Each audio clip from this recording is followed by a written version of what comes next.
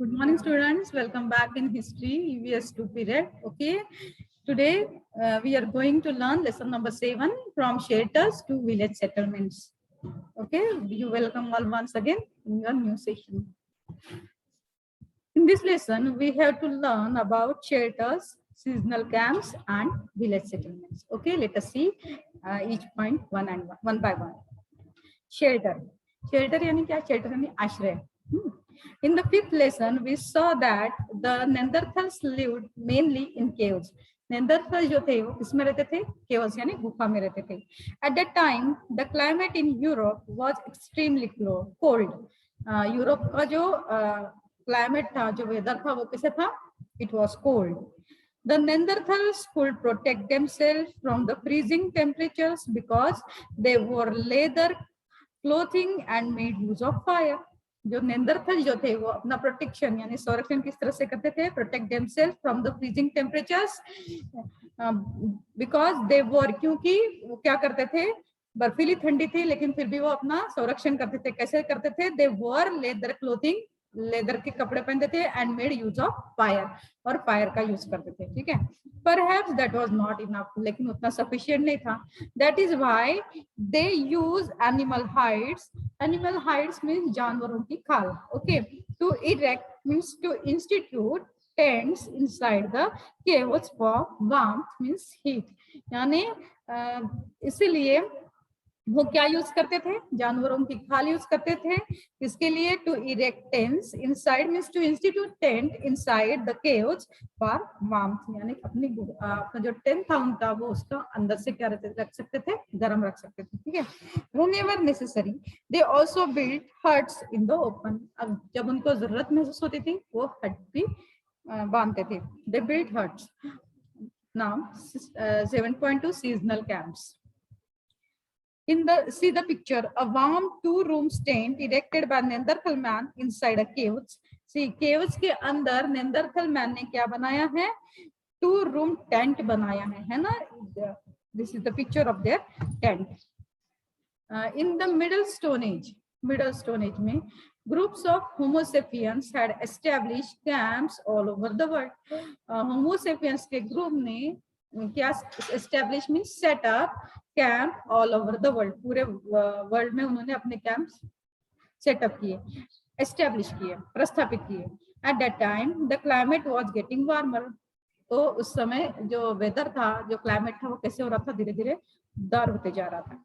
Everywhere the environment was changing. हर जगह changes आने लगे एनवायरमेंट में. And with it the diet of homo sapiens was also undergoing change.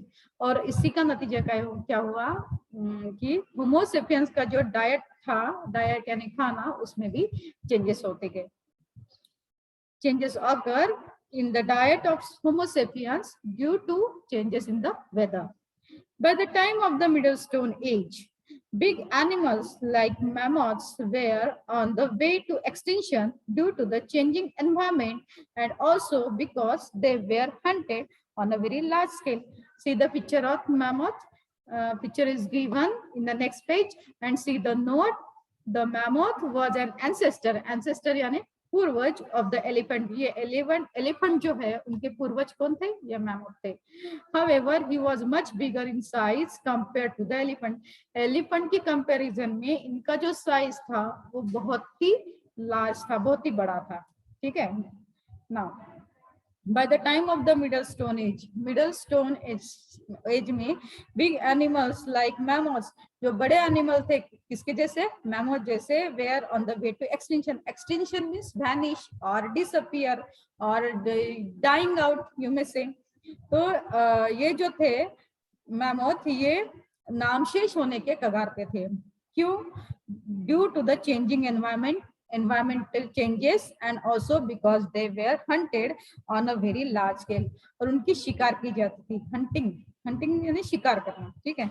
That is why Homo sapiens had largely turned to fishing. और इसका नतीजा ये हुआ क्योंकि ये वैनिश हो गए, इनकी प्रजाति नामशेष हो गई, डिसअपियर हो गए, वो इनको मार दिया गया, killed animal. That's why फिर Homo sapiens इसकी तरफ बढ़े, फिशिंग की तरफ बढ़े. ठीक है, मासेमारी. He also began to depend more on hunting smaller animals like the wild boar, deer, mountain goat and sheep. और उसके साथ साथ वो किसकी शिकार करने लगे? With fishing, they also depend more on hunting smaller animals. छोटे छोटे जो प्राणी थे उनकी वो शिकार करते थे. They hunting smaller animals like wild boar, deer, mountain goat and sheep. Okay, the changed diet pattern enabled groups of Homo sapiens to roam to faraway regions. Roam means wander, भटकना, इधर उधर भटकना. That means roaming.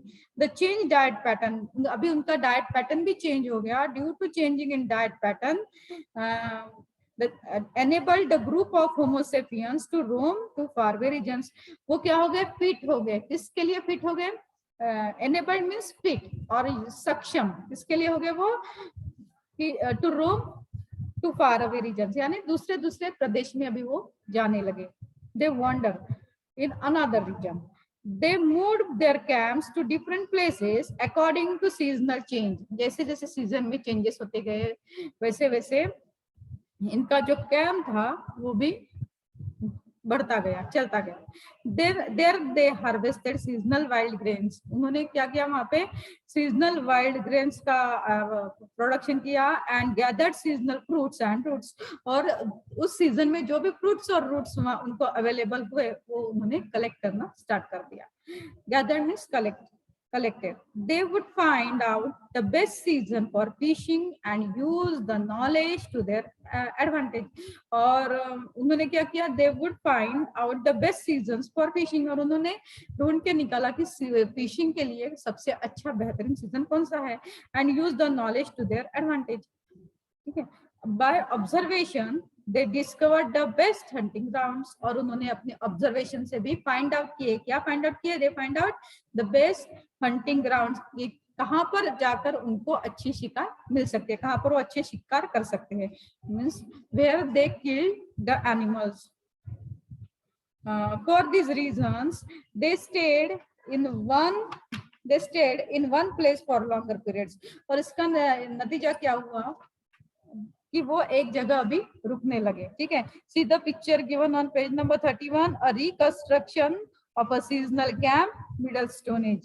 Okay, reconstruction of a seasonal camp. And now next page, a reconstruction of a village settlements, New Stone Age. अभी धीरे धीरे धीरे धीरे वो एक ही जगह सेटल होने लगे और उसका परिणाम क्या हुआ? विलेज. ठीक है. खेड़े गांव जो थे, village existence. Now they cleared jungles by felling trees and set up their seasonal camps in the clearings. और उन्होंने क्या जंगल साफ किए, जंगल कटाई की और वहां पे वो सेटअप हो गए. ठीक है. Their seasonal camps in the clearings. Now village settlements. The way of life of humans in New Stone Age was completely different from that of humans in the Old Stone Age and Middle Stone Age. See here, इनके जो वे of life था, the way of life of humans in new stone as में और was completely different from of humans in the old stone age and middle stone age. Old stone age और middle stone age में जो lifestyle थी अभी वो lifestyle में changes आ गए किसमें? न्यू स्टोन एज में. Okay. During this period humans became producers of food grains. और वो भी वो किसके निर्माता बन गए? फूड ग्रेन्स के. यानी वो अभी क्या करने लगे? Food production. Okay. They yield crops. The beginning of cultivation is the characteristics of the culture of the New Stone Age. Beginning of cultivation, cultivation की शुरुआत जो थी वो क्या है? वो कैरेक्टरिस्टिक है. किसका कैरेक्टरिस्टिक वैशिष्ट्य है? Characteristics of the culture of the new stone age का. ठीक है.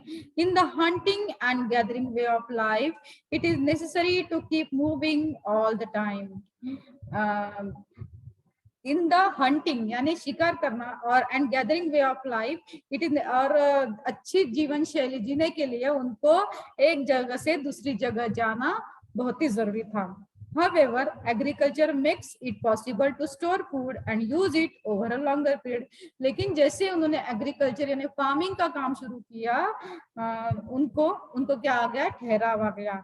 Agriculture makes it possible to store food. अभी वो फूड जो थे स्टोर करने लगे।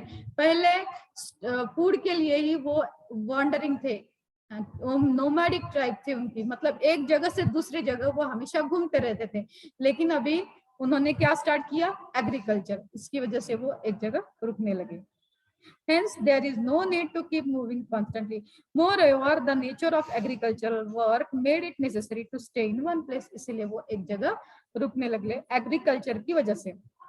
Therefore, people establish permanent village settlements, और अभी क्या सेटअप हो गया, परमानेंट विलेज सेटलमेंट, खेड़े गांव बस गए। And lived in them generation after generation, और जनरेशन आफ्टर जनरेशन वहां पर लोग रहने लगे। In the next lesson, we shall review the social organization and the culture of these village settlements. और हम नेक्स्ट लेसन में क्या पढ़ेंगे, social organization and culture of this village settlement, उसके बारे में हम इंफॉर्मेशन लेंगे। Now here our lesson is over. Your homework is that read lesson carefully, underline hard words, find out meaning from dictionary, note down words in your copy and learn it by heart. Tomorrow we will write question answers, give reasons, as well as the remaining questions of this lesson. Okay, now period is also over. Bye bye.